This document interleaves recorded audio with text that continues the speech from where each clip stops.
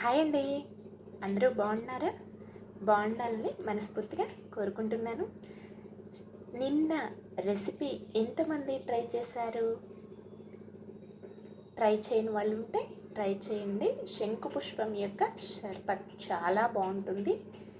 శంకు పుష్పంతో ఇప్పుడు టీ ఎలా చేయబోతున్నామో తెలుసుకుంటాం. దానికి కావాల్సిన పదార్థాలు: ఒక కప్పుకి 2 శంకు పుష్పాలు తీసుకోవాలండి, అండ్ ఒక లెమన్ అండ్ చిన్న అల్లం ముక్క.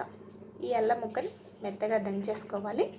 వాటర్ పొయ్యి మీద పెట్టేసుకొని అవి మరిగే లోపల మనం అల్లం దంచుకుందాం.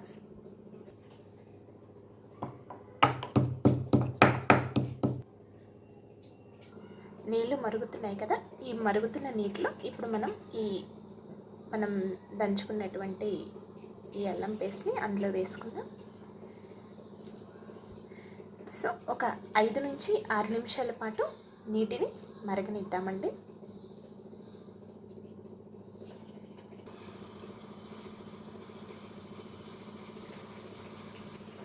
ఇలా మరుగుతున్న టైంలో స్టవ్ ఆఫ్ చేసుకోండి. వాటర్కి సరిపడా శంకు పుష్పాలు తీసుకున్నానండి. నేను 3 కప్పులు వాటర్ తీసుకున్నాను కాబట్టి 6 ఫ్లవర్స్ తీసుకుంటున్నాను.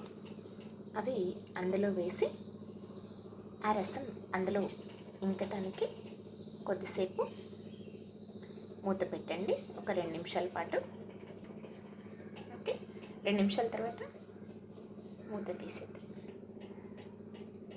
టీకి సరిపడా తేనె కానీ బెల్లం కానీ తీసుకోండి. షుగర్ అవాయిడ్ చేయండి. నేను తేనె తీసుకుంటున్నాను. నేను ఇక్కడ 1 స్పూన్ తేనె తీసుకున్నానండి. మీ టేస్ట్కి సరిపడా మీరు తీసుకోండి. దీనిలో కొంచెం నిమ్మకాయని పిండుకుందామండి.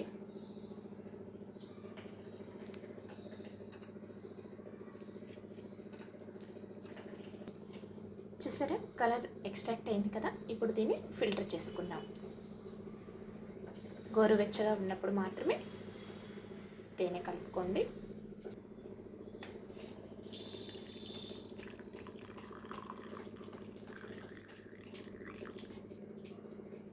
శంకు పుష్పము టీ రెడీ అయిపోయాయండి. ఎంచక్క తాగేసేయటమే.